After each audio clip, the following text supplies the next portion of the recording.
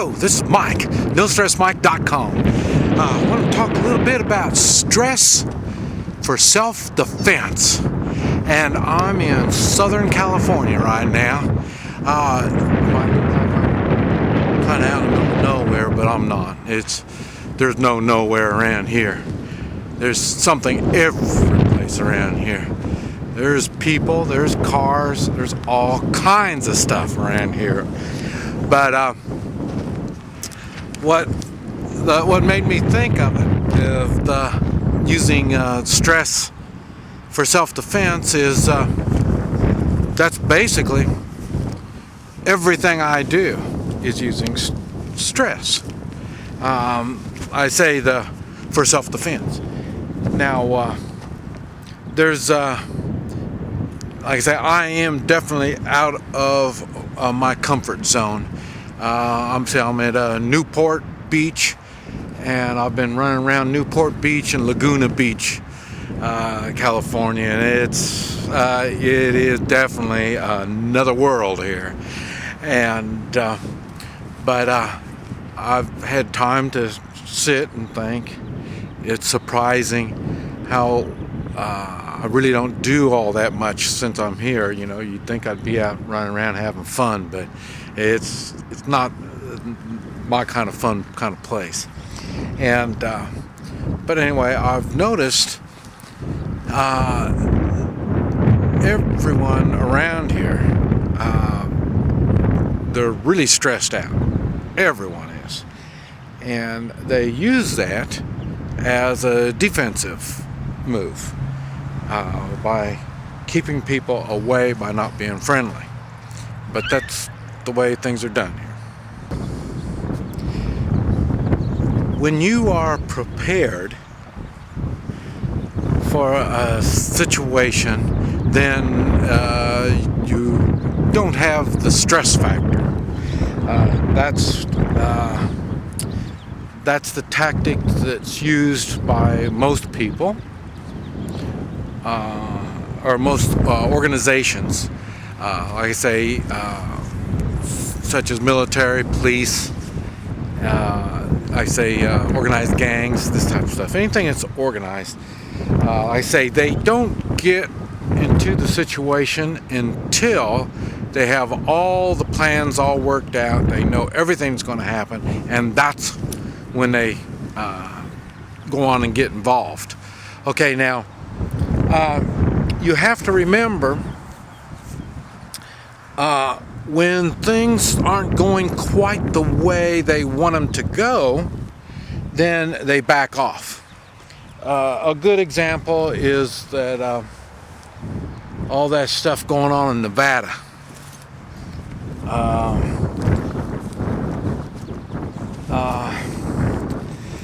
Okay, they already have a plan. They know what they're going to be doing. But like I say, when things don't quite work out the way they expect, they back off. And it's done like that on all levels of an attack or intimidation. They like to do the intimidation part, so they don't have to do the attack part.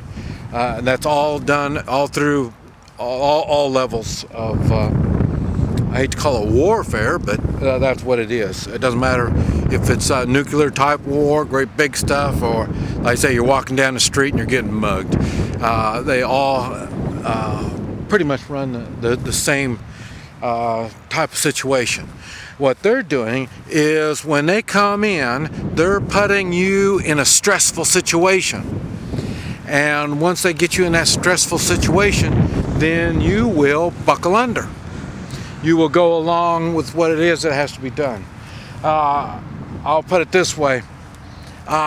You will negotiate when there's a chance that things aren't going to go the way you want it to go. And so that's what they try to do, is make it so then you don't have any choice in the matter. When you're getting mugged, like I say, they'll come up to you and they'll pull out a weapon, or if there's a bunch of them, they'll use that as intimidation, and then they ask you for your money. or get in the car, or get in the walk-in. That's my favorite. I had a restaurant, so I always thought it was funny how people get in a walk-in. Hey, don't want to get shot in the walk-in, so if you're going to be any shooting, we're going to do it right here and now. So but what they do is, if they can stress you out enough, you will go along with whatever. That's what they do for an attack. That same type of mentality applies to stop an attack. If you can put out the sense that things aren't going quite the way they wanted this situation to go, then they will stop and back off. Like I say, if you have 5 people and they're mugging you, they 5 guys walk up to you, it looks bad. Okay, pull out a gun. Well, the negotiating factor for them just stopped. So then, it'll probably stop right then and there. And like I say, it'll be the same thing when you're dealing with the military. Like I say, when the military comes in, like one military force facing another military force, they'll be the same thing. Now they may not back off quite that easy, as I mentioned, 5 against 1, but the one's got a gun. They won't quite back off that easy, and that's because it's not their life that's involved. There's politicians and generals and stuff like that are not going to be harmed, so they might send you on in. So, and then like I say, whatever happens, but when they've got, what do they call it, blood and skin in the game, well then they think a little different. Well, that's what I'm talking about. So that's the difference when you're going up against a large force, and large force going up against another large force. But what they do is they try to make it a stressful situation as much as possible for their opponent. And then when that happens, it's if the stress is bad enough and it's continuous and it looks like there's no way out of this situation, then that's when everything will stop. They're going to back off, and then you're going to be the victor when it's an army against an army.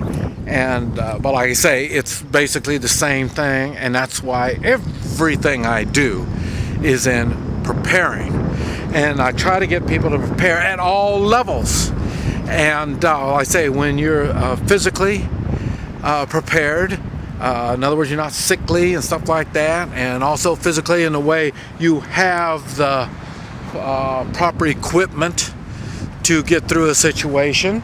That's good. When you are emotionally strong, and that will come about because you have worked with the equipment you have. You know what you can do, you know what you're capable of doing and all this, and that helps you be emotionally strong. You're spiritually strong when this helps give you the courage to stand and do what you have to do when things look kind of bad. And all of this stuff, and the same thing, talk about the gold and silver. Okay, when you have gold and silver, you've got a financial type of backing for you.